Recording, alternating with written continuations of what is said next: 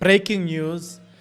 In case you haven't heard, the NPA have officially announced that they will not prosecute anyone with regards to a young girl by the name of Cwecwe.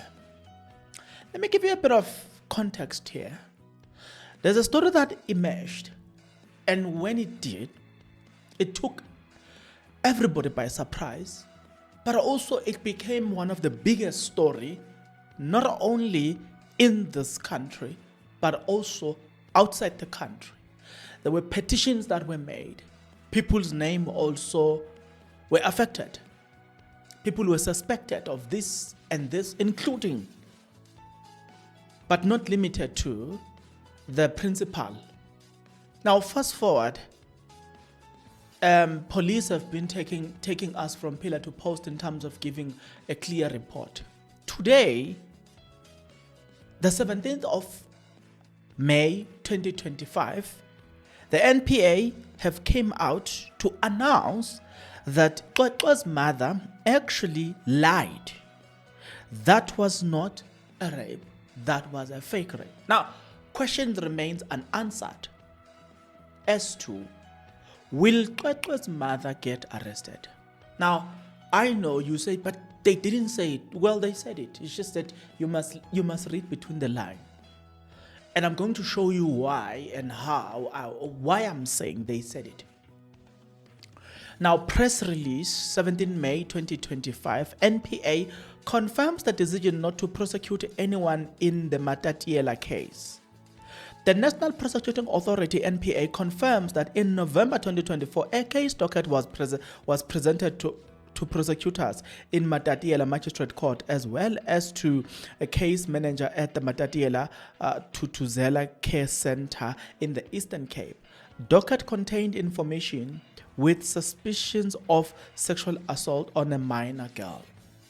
The prosecutors assessed that the content thereof and concluded that there was insufficient evidence upon which a successful prosecution could be instituted, and has no conclusive evidence of rape or such assault could be found after an interview and examination conducted on the minor girl. Now you might want to say, but Bongs, why are you not reading the words there? Some of those words clearly and loudly. No, it is because the YouTube algorithm doesn't want us to use, especially the word RAPE. They don't like those words. SEX, they don't love those words. They don't like PORN. They don't love those things. You know what I'm saying? So it's so disheartening, right? But let me read this part, and then I'm going to insert a video from the NPA where they confirm this. Then I'm going to come back and we need to talk. Let me read this. The Eastern Cape Director of Public Prosecutions, NDPP, later called for the docket, and the prosecutors in the NDPP office re-looked at the matter and confirmed the decision made by the prosecutors in Matatiele.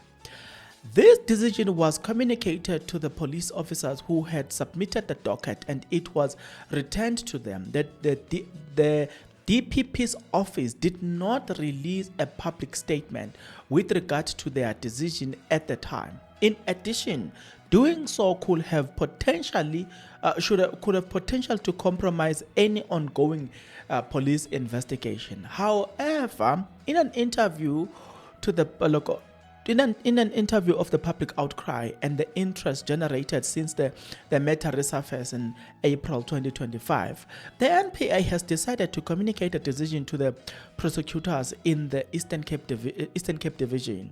We can also indicate that the police have since resubmitted the docket to the NDPP's office for further consideration. Okay.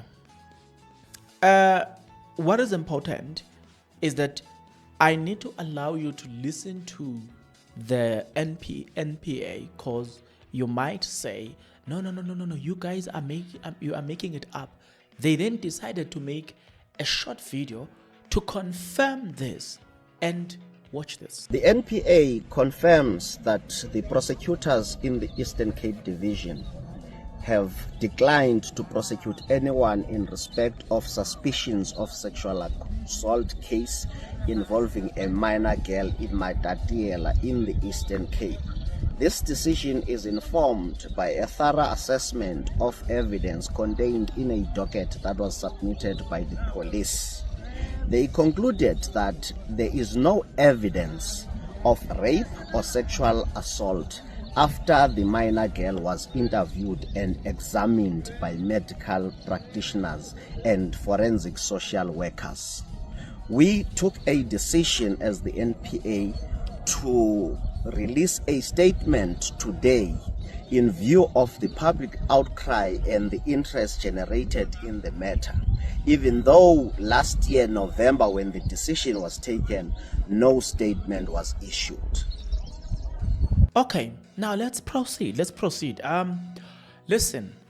guys. A lot of people are asking questions, and this time I couldn't have captured people's reaction. Remember, I said, guys, I've lost my laptop. It is broken. I can't use it, and I don't have the money to fix the laptop. I think it's they wanted me somewhere around 1.6 or so, around there. I don't have that money at this moment, so I'm not able to give you the reaction of people. You know what I'm saying? I'm not able to do the videos the way I've been doing of lately. But I can confirm to you that there's an outcry again. But this time, people are asking different questions. But I've noticed two types of questions, or two types of sentiment, rather. One is that the justice system have failed Cwecwe. The second one is that Cwecwe's mother lied. So, what is actually happening here? And that is what have taken people, or that is what it concerns a lot of people. As of now, people are asking questions. Most people have asked this question: what really happened in this case? And personally, I've had to ask myself a question. If you were to go to the South African Police Service official Twitter page, they have announced recently that they have arrested a young girl who falsified a rape case. And then later on it was established through investigation that she lied. Because of that, she was arrested and will be prosecuted for defeating the ends of justice. Then you already see where I'm going. If Cwecwe's mother lied, what will happen to her then? Is she not defeating the ends of justice then? What really is going to happen here? Two, what really happened here? Now, what we are hearing is that there is no medical suggestion that, or medical evidence that indeed this woman was violated, this young lady or young girl was violated.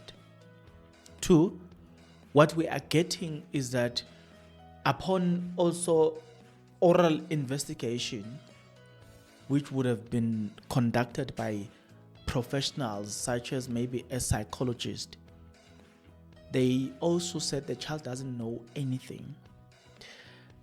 So it gives you it leaves you with the conclusion that, okay, so the mother lied. So if the mother lied, what will happen to her? But it's not just about the mother here. It's about the impact of the impact around cases like this. What impact will it make in terms of people being believed when they come out? But let me make it even further, or let me stretch this a bit further. The Department of Youth, children and women, what are they saying? Everybody's waiting to hear what will they say. Remember, they were commenting on Minnie Dlamini, right? Not long ago. They were very concerned about women and children, misogyny, and now this happened. Everybody is waiting to hear an official statement from that department telling us what they are going to do. We saw many institutions when it comes to Omotoso case. When Omotoso lost that case, some institution came forward, and you know what I'm saying? As a result of those institutions coming forward, today we now know, as of today, that Omotoso case will be appealed. So that happened because some institution came forward. Let's now look at what is going to happen with regards to the Department of Youth, Women and Children. What is, which steps are they going to take going forward? What will be their official statement on the matter? And I'm going to tell you this, if they don't respond, I don't think anybody should take them serious.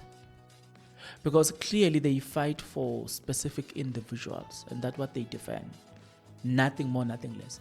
So I can't wait. I can't wait for their official statement. What about you? Guys, I've never thought this case will turn out the way it did. But maybe we owe Penuel an apology. He said something about this. Later on, he came back and apologized. Advocate Gerenail had said something about this. Okay, that one he did not come back to apologize. But one of the things, if I were to remind you, that was said by Advocate Gerenail was that if the child was violated, the child wouldn't have been able to go to school the next day. Even if the child went to school the next day, there would have been visible signs of such. So, people like that are now being vindicated, and yeah, I hate to say it. But there's another aspect as well. The legal cost, the legal consequences. You know, guys, what happened here? Because whatever happened in this case, it has got serious repercussions. Guys, I think let's all agree. The state institution must get to the bottom of this and must come up and give us a clear answer as to what happened, because this will affect a lot of things going forward. A lot. Because think about it.